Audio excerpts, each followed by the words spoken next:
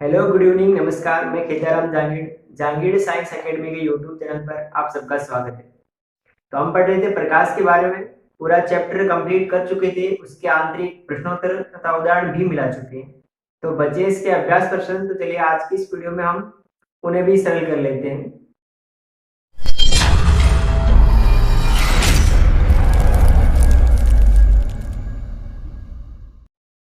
Board की तरफ ध्यान दीजिएगा। तो सबसे पहले अभ्यास प्रश्न, इसके जितने भी हो सब अपन मिलाने की कोशिश करते हैं।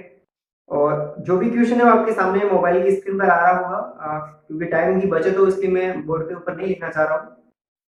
तो देखिएगा, सबसे पहला क्वेश्चन आपके सामने क्या है कि निम्न में से कौन सा पदार्थ लेंस बनाने के लिए प्रयुक्त नहीं किया जा सकता।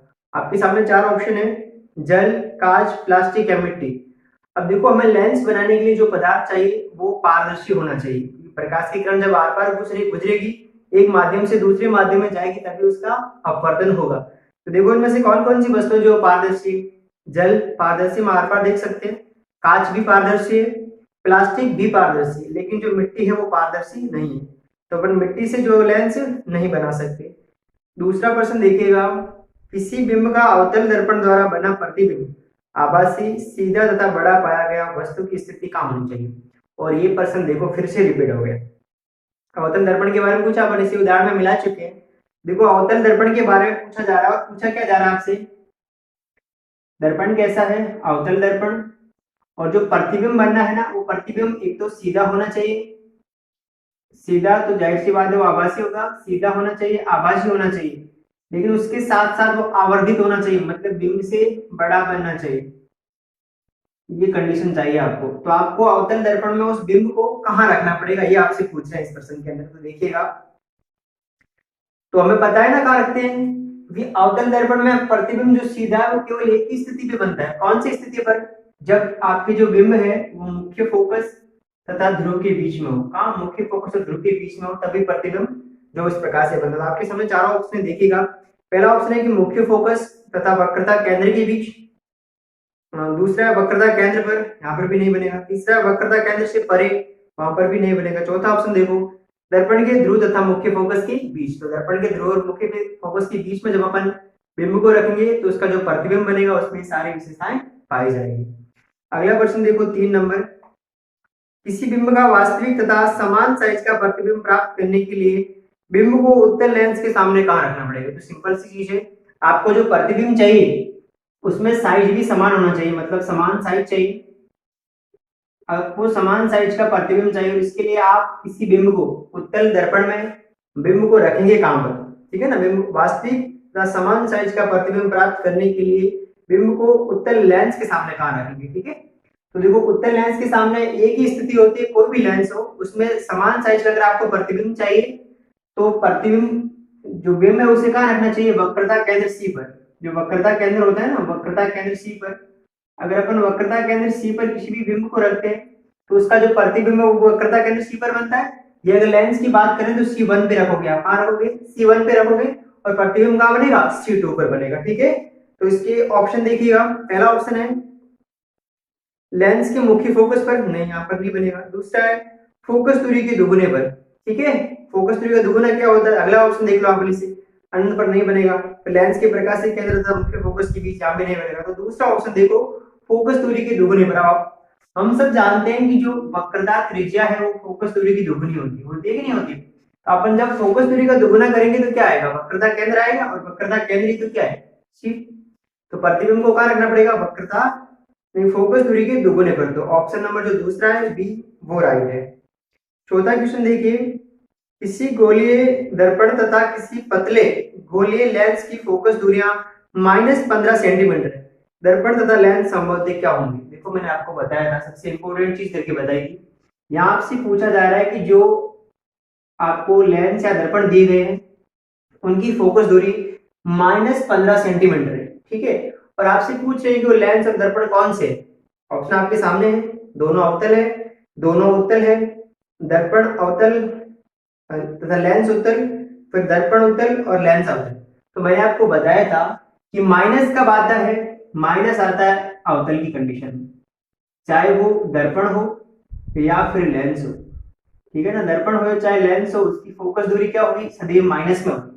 और प्लस किसके लिए आता है, तो प्लस आता है उत्तल के लिए। ये चीज आप अभी से ध्यान रख लेना, उत्तल लेंस हो या फिर उत्तल दर्पण, ठीक है।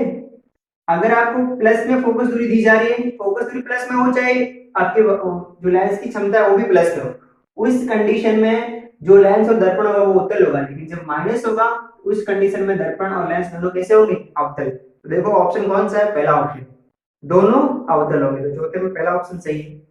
पांचवा प्रश्न देखिए, किसी दर्पण से चाहे चाहे कितनी ही दूरी पर खड़े हो, आपका प्रतिबिंब सदैव सीधा प्रतीत होता है। दर्पण कौन सा होगा, इसमें आपसे बोल रहे हैं कि आप किसी भी दर्पण के सामने कहीं पर भी खड़े हो जाओ, एक ऐसा दर्पण है जिसके सामने आप कहीं पर भी खड़े हो जाओ, आपका प्रतिबिंब जो सदैव सीधा बनेगा। देखो इस प्रश्न को ध्यान से समझना, आपको कंडीशन केवल एक ही दी जा रही है, प्रतिबिंब जो कैसा बनेगा, सीधा। तो आपके दिमाग में एक ही चीज आएगी, कौन सी, जो सुबह सुबह देखते हो कि भाई समतल दर्पण होगा जिसमें प्रतिबिंब सीधा ही दिखाई देता है, हम चाहे कितने भी दूर खड़े हो, क्या आपका जो चेहरा वो टेढ़ा होता है, क्या नहीं होता, आपको सीधा ही दिखाई देता है, आप उसके पास में खड़े हो चाहे दूर जाओ, आप जैसे सीधे हो वैसे के वैसे दिखते हैं।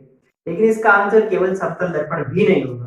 क्यों नहीं होगा, क्योंकि आपने उत्तल दर्पण पढ़ा है, उत्तल दर्पण के अंदर भी केवल दो स्थितियां होती है, और उन दोनों स्थितियों में जो प्रतिबिंब बनता है वो कैसा होता है, सीधा होता है कि नहीं होता है। उत्तल दर्पण की दो स्थितियां होती है और उन दोनों स्थितियों में बनने वाला प्रतिबिंब जो सीधा होता है, एक तो अनंत पर जो मुख्य फोकस पर बनेगा, और दूसरा अनंत और दर्पण के सामने आप कहीं पर भी रख लो, उस कंडीशन में जो प्रतिबिंब बनता है वो सीधा होता है। फर्क केवल इतना है कि समतल दर्पण में जो प्रतिबिंब बनता है उसकी साइज भी समान होती है ना, लेकिन अवतल दर्पण में जो प्रतिबिंब बनता है उसकी साइज थोड़ा छोटा बन रहा है, बिंब से क्या बनता है, छोटा। लेकिन हमसे प्रश्न में ये पूछा ही नहीं जा रहा है, हमसे केवल इतना ही पूछा जा रहा है कि प्रतिबिंब सीधा है, क्या बन रहा है, सीधा। तो सीधा प्रतिबिंब समतल दर्पण भी बना सकता है और उत्तल दर्पण भी बना सकता है, तो दोनों में से कोई भी हो सकता है। तो ऑप्शन चेक करो, केवल समतल दर्पण नहीं, केवल समतल दर्पण नहीं होगा। फिर केवल अवतल, अवतल तो बनेगा ही नहीं, पहली बात, केवल एक ही कंडीशन में बनेगा। फिर केवल उत्तल, ये भी ऑप्शन गलत है। फिर चौथा ऑप्शन देखो, या तो समतल अथवा उत्तल। तो समझ गए, समतल दर्पण से भी अपन सीधा प्रतिबिंब बना सकते हैं और उत्तल दर्पण से भी सीधा प्रतिबिंब बना सकते हैं। फर्क केवल इतना है कि समतल दर्पण द्वारा जो बना प्रतिबिंब होता है उसका साइज भी बिंब के समान होता है, लेकिन उत्तल दर्पण द्वारा जो प्रतिबिंब बनता है वो बिंब से छोटा होता है। अगला प्रश्न देखिए 6 नंबर, किसी शब्दकोश में पाए गए छोटे अक्षरों को पढ़ते समय आप निम्न में से कौन सा लेंस पसंद करेंगे। अब देखो कोई भी शब्दकोश मतलब डिक्शनरी है, उसके अंदर छोटे अक्षर है, आपको दिखाई नहीं दे रहे, तो उस स्थिति में आप कौन सा दर्पण काम में लेंगे। प्रश्न को ध्यान से समझो, आपको क्या करना है, अक्षर छोटे तो उन अक्षरों को बड़ा करना है। तो पहली चीज आपको प्रतिबिंब कैसा चाहिए, बड़ा चाहिए। अब बड़ा चाहिए, लेकिन क्या आपको उल्टे दे दूंगा तो पढ़ लोगे, पढ़ने में दिक्कत आएगी, अगर अक्षर उल्टे हो रहे हैं तो दिक्कत आएगी। तो आपको प्रतिबिंब भी कैसा चाहिए, सीधा चाहिए, चाहिए ना, दोनों स्थितियां आपको चाहिए, अक्षर बड़े होने चाहिए और जो प्रतिबिंब बन रहा है वो भी सीधा होना चाहिए। अब देखो ऐसा कौन सा लेंस होता है, अवतल और उत्तल दोनों लेंस की आप आपस में तुलना करो, किस लेंस द्वारा बना प्रतिबिंब बड़ा होना चाहिए और सीधा होना चाहिए। तो आपके दिमाग में एक चीज हमेशा क्लियर हो जानी चाहिए कि जो अवतल लेंस होता है ना, ये उत्तल लेंस के साथ चलता है। जैसे जिस प्रकार से उत्तल लेंस की जो विशेषता, उत्तल दर्पण की जो विशेषता होती है ना, वो सेम की सेम अवतल लेंस में आती है। मतलब अवतल लेंस जो प्रतिबिंब कभी भी बड़ा नहीं बनाएगा, समझ गए। अवतल लेंस है ना, वो प्रतिबिंब सीधा जरूर बनाएगा लेकिन बड़ा किसी भी शर्त पर नहीं बनाएगा, ठीक है। सीधा हर बार बना लेगा लेकिन बड़ा प्रतिबिंब नहीं बनेगा, तो हमारे कोई काम नहीं, क्योंकि सीधा तो हमें वैसे भी दिख रहा है लेकिन बड़ा चाहिए ना। तो वो, तो इसका मतलब अपन अवतल लेंस तो नहीं ले सकते। अब उत्तल लेंस में आई, उत्तल लेंस के अंदर आपको प्रतिबिंब बड़ा मिलेगा, मिलेगा, लेकिन एक कंडीशन है कि उसमें प्रतिबिंब कैसा बनता है, उल्टा बनता है। लेकिन एक स्थिति है जहां प्रतिबिंब क्या बनता है, सीधा। आपके सामने दूसरे प्रश्न हमने सही किया था, तो अवतल लेंस के अंदर जहां अगर अपन मुख्य फोकस और प्रकाशिक केंद्र को लिखते हैं, क्योंकि लेंस है तो प्रकाशिक केंद्र हो जाएगा ना। अब मुख्य फोकस और प्रकाशिक केंद्र ओ, आपको पहली चीज कौन सा लेंस चाहिए, उत्तल लेंस चाहिए, और दूसरा वो होना क्या चाहिए, प्रकाशिक केंद्र और मुख्य फोकस के बीच होना चाहिए। तो इसमें जो अवतल वाले ऑप्शन है वो तो गलत हो जाएंगे। देखो पहला है 50 सेंटीमीटर फोकस दूरी का उत्तल लेंस, तो अपन लेंस ले सकते हैं। दूसरे में आपको अवतल लेंस बोला जा रहा है, तो ये अपन नहीं ले सकते। तीसरे में भी उत्तल लेंस है, चौथे में अवतल। देखो आपको दो में अवतल लेंस दिया जा रहा है, दो में उत्तल लेंस दिया जा रहा है, लेकिन फर्क इतना है कि एक के अंदर आपको फोकस दूरी दी जा रही है 50 सेंटीमीटर और एक के अंदर फोकस दूरी दी जा रही है आपको 5 सेंटीमीटर। अब आप तुलना कीजिए कि आपको इनमें से कौन सा चाहिए, 5 सेंटीमीटर वाला चाहिए कि 50 सेंटीमीटर वाला, ठीक है। अब एक चीज और देखिए, हमारे लेंस की जो क्षमता होती है ना, किसी भी लेंस की क्षमता, वो भी डिपेंड करती है। हमें ज्यादा क्षमता वाला चाहिए, इसकी क्षमता ज्यादा होगी ना, वो हमारे लिए अधिक सुलभ होगा। अब देखो, जो किसी भी लेंस की जो क्षमता होती है ना, वो फोकस दूरी के विरुद्ध कर्मानुपाती होती है ना। अगर फोकस दूरी का मान ज्यादा होगा तो उसकी क्षमता कम होगी, तो हमारे को काम नहीं आएगा। अगर 50 सेंटीमीटर वाला अगर अपन लेंस ले लेंगे ना, तो उसकी जो क्षमता है वो कम हो जाएगी। लेकिन अगर अपन 5 सेंटीमीटर वाला लेते हैं तो उसकी क्षमता क्या होगी, ज्यादा होगी, तो हमारे लिए अच्छी तरीके से सुलभ रहेगा। तो इसका मतलब ऑप्शन कौन सा सही रहेगा, 3 नंबर वाला ऑप्शन, 5 सेंटीमीटर फोकस दूरी का एक अवतल लेंस लेंगे। ओके, इसके बाद अगला प्रश्न देखो, प्रश्न संख्या 7। इसमें आपसे क्या पूछा जा रहा है कि 15 सेंटीमीटर फोकस दूरी की एक अवतल दर्पण का उपयोग करके हम किसी बिंब का सीधा प्रतिबिंब बनाना चाहते हैं, ठीक है। आपको क्या करना है, 15 सेंटीमीटर फोकस दूरी का एक अवतल दर्पण लेना है, ठीक है। और उस अवतल दर्पण का उपयोग करके हमें एक प्रतिबिंब बनाना है जो कैसा होना चाहिए, सीधा होना चाहिए, ठीक है। उसके बाद आगे बढ़िए, क्या बोला जा रहा है आपसे, सीधा प्रतिबिंब बनाना है। बस शर्त हमसे यही बोली जा रही है कि जो प्रतिबिंब वो कैसा होना चाहिए, सीधा होना चाहिए, ठीक है। देखिएगा आपसे क्या क्या शर्त बोली जा रही है। पहली चीज, जो आपके दर्पण जो आपको दिया जा रहा है वो अवतल दर्पण है, अवतल दर्पण है, और उसकी फोकस दूरी आपको दी गई है, कितनी है, 15 सेंटीमीटर, ठीक है। आगे चलो, अब जो आपको प्रतिबिंब बनाना है वो सीधा होना चाहिए। उन्होंने इतना बोला कि प्रतिबिंब कैसा होना चाहिए, सीधा। सीधा प्रतिबिंब बनाना चाहते हैं, बिंब का दर्पण से दूरी का परिसर क्या होना चाहिए। आप बिंब को जो रख रहे हो ना, दर्पण से कितना दूर रखोगे, उसका एक परिसर बताइए। हम यहाँ से यहाँ इतनी दूरी के बीच में रख देंगे तो प्रतिबिंब जो बनेगा वो सीधा होगा। फिर प्रतिबिंब की प्रकृति कैसी होगी, प्रतिबिंब बिंब से बड़ा अथवा छोटा होगा। इस स्थिति में प्रतिबिंब बनाने के लिए किरण आरेख भी बनाइए, ठीक है। अब देखो, प्रश्न 6 में जो बार बार रिपीट हो रहा है, आपसे आपसे एक ही प्रश्न है जो बार बार पूछा जा रहा है, और अब भी अगर आपको याद नहीं होता है तो फिर समझ लीजिए कि देखो, अवतल दर्पण पूछा जा रहा है, अवतल दर्पण में जो प्रतिबिंब बनता है वो कैसा होना चाहिए, सीधा। पहली चीज, अवतल दर्पण से जितने भी स्थितियां हैं उसकी 6 स्थितियां हैं, ऊपरी 5 की 5 स्थिति में जो प्रतिबिंब बनता है वो कैसा होता है, उल्टा होता है ना। लेकिन एक स्थिति है कौन सी, अगर आप मुख्य फोकस तथा ध्रुव, इन दोनों के बीच में अगर आप प्रतिबिंब को रख देते हो तो इसका जो प्रतिबिंब बनता है वो कैसा बनता है, सीधा बनता है। तो पहले सवाल का तो आपको आंसर मिल गया ना। क्या पूछा था आपसे कि बिंब का दर्पण से दूरी का परिसर क्या होना चाहिए, तो बिंब को कहाँ रखना चाहिए, ध्रुव और प्रकाश के केंद्र के बीच में। तो देख लो, आपको यहाँ पर फोकस दूरी, प्रकाश के केंद्र नहीं, ध्रुव और मुख्य फोकस के बीच में आपको फोकस दूरी दी जा रही है 15 सेंटीमीटर। जो परिसर होगा ना वो कितना होगा कि भाई 0 सेंटीमीटर और 15 सेंटीमीटर के बीच में आपको वहीं पे रखना है। फोकस बिंदु के ऊपर नहीं रखना है, फोकस बिंदु के ऊपर नहीं रखना है। अगर फोकस बिंदु के ऊपर रखोगे तो फिर अनंतर बनेगी। आपको कहाँ रखना है, 0 सेंटीमीटर से लगा करके 15 सेंटीमीटर के बीच, इसका क्या हो जाएगा, परिसर।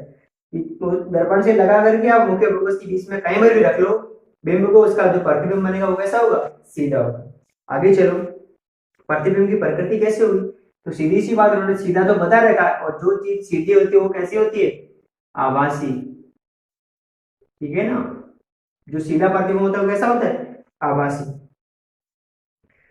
फिर देखो, प्रतिबिंब बिंब से बड़ा है अथवा छोटा है, ये भी आप जानते हो ना, तो प्रतिबिंब बड़ा होगा कि छोटा होगा, भाई छोटा तो अपन उत्तल से भी बना सकते हैं। तो प्रतिबिंब जो कैसा होता है, बड़ा होता है। तो अगला लिख दीजिए कि प्रतिबिंब कैसा बनेगा, बड़ा बनेगा, ठीक है। इस स्थिति में प्रतिबिंब बनाने के लिए किरण आरेख बनाइए। तो ये प्रश्न मैं आपको सोल्व करवा चुका हूँ, जो अवतल दर्पण की जो मैंने पढ़ाई थी, वहां पर छठी स्थिति जो है उसका आप एक किरण आरेख बना सकते हो। लेकिन अगर नहीं भी बना सकते हो तो आपके मोबाइल स्क्रीन पर आ रहा होगा, इसे देख करके भी बना लेना।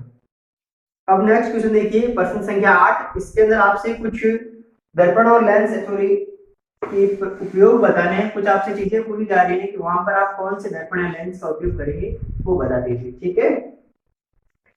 दर्पण के बारे में पूछा जा रहा है कि निम्नलिखित स्थितियों में से प्रयुक्त दर्पण का प्रकार बताइए और फिर कारण भी बताइए कि आप इनका उपयोग क्यों करेंगे।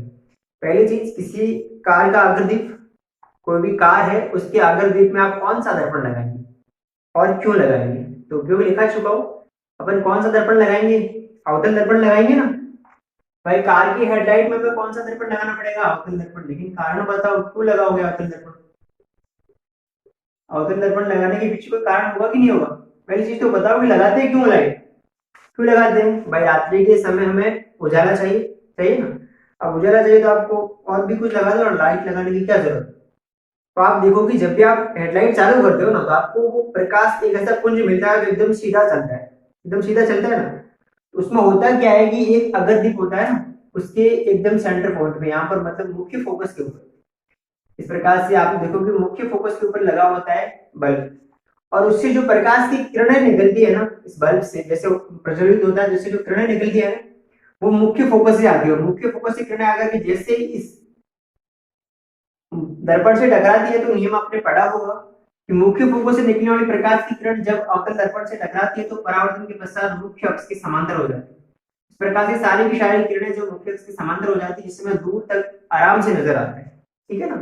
तो इसमें आप क्या लिखोगे कि अवतल दर्पण का उपयोग करते हैं, और इसका कारण लिख देना कि एक समांतर पुंज प्राप्त करने के लिए, क्योंकि अवतल दर्पण में, सॉरी अवतल, हाँ, अवतल दर्पण के अंदर जो लाइट होती है उसे मुख्य फोकस पर इस प्रकार से व्यवस्थित किया जाता है कि उससे निकलने वाली प्रकाश किरणें अवतल दर्पण से टकराने के पश्चात जब परावर्तित हो जाती है तो मुख्य अक्ष के समांतर हो जाती है, जिससे हमें एक प्रकाश पुंज प्राप्त होता है। अगला देखो, किसी वाहन का पास या पश्चदर्शी दर्पण, इसका कारण भी बता चुका हूं मैं आपको अपने पिछले वाले प्रश्न के थे, लेकिन फिर भी एक बार देख लो कि किसी भी वाहन के साइड वाले दर्पण में आप उत्तल दर्पण का उपयोग क्यों करते हैं? पहली चीज अपन करेंगे ना उत्तल दर्पण का उपयोग, और करेंगे क्यों? तो पहली चीज, हमें पीछे वाली जो गाड़ी आ रही है ना, अब जरूरी थोड़ी है कि वो मुख्य फोकस और प्रकाश के अंदर के बीच में चले। आप आपके अनुसार थोड़ी ना चलेगी। आप भी सर अवतल दर्पण लगा देंगे ना, इसमें दिख रहा है, तो वो आपके हिसाब से थोड़ी ना चलेगा, अपने हिसाब से चलेगा। तो आपको अवतल दर्पण लगाओगे तो फिर वो अपने हिसाब से कैमरा भी चले, उसका जो आपको प्रतिबिंब दिखेगा ना वो सीधा दिखेगा। तो पहला कारण तो यही है कि जो पीछे वाला वाहन आ रहा है उसका आपको सीधा प्रतिबिंब देखना देखना है। दूसरा, सीधा प्रतिबिंब देखना है। इसके अलावा पीछे वाला, मैंने आपको बताया था ना कि वृहद दृष्टि क्षेत्र, पीछे वाला बहुत बड़ा क्षेत्र है ना, उसी भी बड़े आराम से देख सकते हो। वृहद दृष्टि क्षेत्र के कारण मतलब पीछे वाला जितना भी रास्ता चौड़ा है वो आपको आराम से उसके अंदर दिखाई देता है। ठीक है ना। अगर केवल सीधे सीधे सिस्टम का होता तो अपन समतल दर्पण का उपयोग भी कर सकते थे। समतल दर्पण लगा दो ना, क्या दिक्कत है, उसमें भी सीधा दिखेगा। ठीक है ना। लेकिन वृहद दृष्टि क्षेत्र, पीछे वाला बहुत बड़ा क्षेत्र जो उसे कवर नहीं कर पाएगा, इससे पीछे अगर और गाड़ियां आए तो हमें नजर नहीं आएगी। तो दो कारण, एक तो प्रतिबिंब सीधा बनाता है, और पीछे बहुत बड़ा दृष्टि जो क्षेत्र है उसे कवर करता है। वृहद दृष्टि क्षेत्र को हमारे लिए दृश्यमान होना देता है, जिससे हमें वाहन चलाने में आसानी होती है। अब कईयों के दिमाग में सवाल आ रहा होगा, अगर सीधा प्रतिबिंब बनाता है तो फिर एम्बुलेंस के आगे वो अक्सर उल्टे क्यों लिखे हुए होते? तो आपको पता होना चाहिए, प्रत्येक दर्पण, चाहे कोई भी दर्पण हो, उसमें पार्श्व परिवर्तन पाया जाता है। पार्श्व परावर्तन होता है ना, वो हर दर्पण में होता है।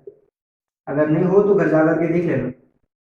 आपका जेब जो है ना वो नॉर्मली किस साइड होता है? जिस साइड आपका हार्ट है उस साइड होता है। आप आज घर जाकर के देखना, आपकी राइट साइड में दिखेगी। तो हमारे पार्श्व परिवर्तन होते हैं, हमारा जो बायां भाग है वो दायां भाग बन जाता है, और दायां भाग जो है वो बायां भाग बन जाता है। इसलिए उस एम्बुलेंस के आगे जो अक्षर लिखे हुए होते हैं ना वो उल्टे लिखे हुए होते हैं, और जब अपन उसे आईने के अंदर देखते हैं तो हमें सारे के सारे अक्षर सीधे नजर आते हैं। अगला क्वेश्चन है सौर भट्टी में। आप सौर भट्टी में किसका उपयोग करेंगे बताओ, और क्यों करोगे? तो सौर भट्टी में मैंने आपको बताया था कि अवतल दर्पण का उपयोग करना क्यों है वो बताओ। क्योंकि सौर भट्टी करती क्या है, कोई परमाणु में कठोर पदार्थ उनको गलाना है, तो उनको गलाने के लिए हमें क्या चाहिए? ताप चाहिए। अब ताप कहाँ से मिलेगा इतना ज्यादा ताप? किसी भी कठोर चीज को, जैसे लोहे को पिघलाना है, तो नॉर्मल वाले ताप में तो पिघलने वाला है नहीं। तो सबसे ज्यादा ताप किसके पास है? सूर्यदेव के पास, भगवान के पास है। अब उससे आप कैसे कैसे लोगे? पैसे देके तो ले नहीं सकते, कैसे लोगे? तो उसके लिए क्या करते हैं कि उस भट्टी के अंदर जो है ना लगा देते हैं अवतल दर्पण। अब सूर्य से जैसे प्रकाश आ रहा है, तो सूर्य से प्रकाश आता है, देखो अनंत से कोई चीज आ रही है तो वो सदैव समांतर है। तो जैसे ही समांतर प्रकाश इससे टकराता है, बहुत सारी किरणें आती है, टकराने के पश्चात जब इनका परावर्तन होता है तो ये सारी की सारी किरणें जो एक बिंदु से होकर के गुजरती है, कौन से बिंदु से? मुख्य फोकस से। तो जब सारी किरणें एक जगह पर आ जाती है तो उनका ताप बढ़ जाता है, समझ गए? और जैसे ही ताप बढ़ता है तो उसके अंदर अपन जिस भी पदार्थ को डालते हैं वो आसानी से पिघल जाता है। तो आप कारण क्या लिखोगे कि सौर भट्टी में ताप को बढ़ाने के लिए अवतल दर्पण का उपयोग किया जाता है। अब नंबर क्वेश्चन देखिएगा, इसमें आपसे क्या पूछा जा रहा है कि किसी उत्तल लेंस का आधा भाग काले कपड़े से ढक दिया, ठीक है, ढक दिया गया है, क्या ये लेंस किसी बिंब का पूरा प्रतिबिंब बना पाएगा? अपने उत्तर की प्रयोग द्वारा जांच कीजिए और अपने प्रेक्षणों की व्याख्या कीजिए। आपको क्या करना है, एक लेंस लेना है और उस लेंस का आधा भाग ढका हुआ, और फिर आपसे पूछा है कि किसी लेंस का आधा भाग ढकने के पश्चात भी क्या आप उससे प्रतिबिंब बना सकते हैं या नहीं बना सकते। देखिएगा, एक मैंने लेंस ले रखा है, ये एक उत्तल लेंस है, इसका अपन आधा आधा भाग, ऊपर वाला जो भाग है इसे अपन किसी कपड़े से ढक देते हैं। आप एकदम एग्जैक्ट लेना ताकि आधा भाग ढके, इसका भाग थोड़ा नीचे भी दिख रहा है, तो मतलब आधा भाग आपको ढकना है, और आधा भाग ढकने के पश्चात आपको देखना है कि उससे आप बिंब बना प्रतिबिंब बना सकते हो नहीं बना सकते, ठीक है। तो ऐसा करते हैं, नीचे वाला भाग ढक देते हैं, जरूरी नहीं कि कौन सा भाग ढकना है। ऐसा करते हैं कि इसका जो नीचे वाला हिस्सा है ना, इसे किसी कपड़े की सहायता से ढक देते हैं। इसमें बोला गया है इसलिए कि आपको काले कपड़े से ढकना है, हाँ तो काले कपड़े से ढक देना, ढक दिया। अब आपको कोई एक बिंब लेना है और उसका प्रतिबिंब बनाना है, क्या बना सकते हो नहीं बना सकते हो। इसके प्रेक्षण के लिए क्या करते हैं, एक मोमबत्ती लेते हैं और उस मोमबत्ती के आधार पर प्रेक्षण किया जाता है कि उसे कपड़े से ढकने के बाद लेंस के आगे पीछे खिसकाया जाता है कि किस स्थिति में जो प्रतिबिंब है वो पूरा बन सकता है या नहीं बन सकता है। तो ये एक प्रयोगशाला वाला काम है, लेकिन फिर भी अपन कोशिश करेंगे कि यहाँ पर भी समझा सके। तो जैसे मान लो कि मैं एक बिंब ले लेता हूँ, इसका प्रतिबिंब बनाने की कोशिश करते हैं कि बन रहा है या नहीं बन रहा है। तो अगर बिंब बनाना है आपको प्रतिबिंब, तो सीधी सी बात है, आपको दो प्रकाश किरणें लेनी पड़ेगी और आपको अपवर्तन के नियम पता होने चाहिए। बताइए, मुख्य अक्ष के समांतर आपतित होने वाली प्रकाश किरण उत्तल लेंस में अपवर्तन के पश्चात कहां से गुजरेगी? आप देखो, ये एक अभिसारी लेंस है, मुख्य फोकस F2 से गुजर गई। अब क्या करना है, अब आपको एक प्रकाश की किरण और लेनी पड़ेगी। अब उस किरण को अपन निकाल लेते हैं कहां से, प्रकाशिक केंद्र O से। इसका भी कुछ नियम है, बताइए क्या नियम है। अगर कोई प्रकाश की किरण प्रकाशिक केंद्र O से होकर गुजरती है तो अपवर्तन के पश्चात कहां जाती है, तो भाई जहां से आई, मतलब इसमें किसी भी प्रकार का विचलन नहीं होगा और बिना विचलन के किरण कहां से निकल जाएगी। इस प्रकार से किरण यहाँ आएगी और इस किरण को भी थोड़ा सा और बढ़ा दीजिए तो प्रतिबिंब आपको लगभग यहाँ बनता हुआ नजर आ जाएगा, ठीक है। और ये प्रतिबिंब आपको दिखाई देगा, अगर बन रहा है ना तो दिखाई भी देगा, ऐसा नहीं कि दिखाई नहीं देगा।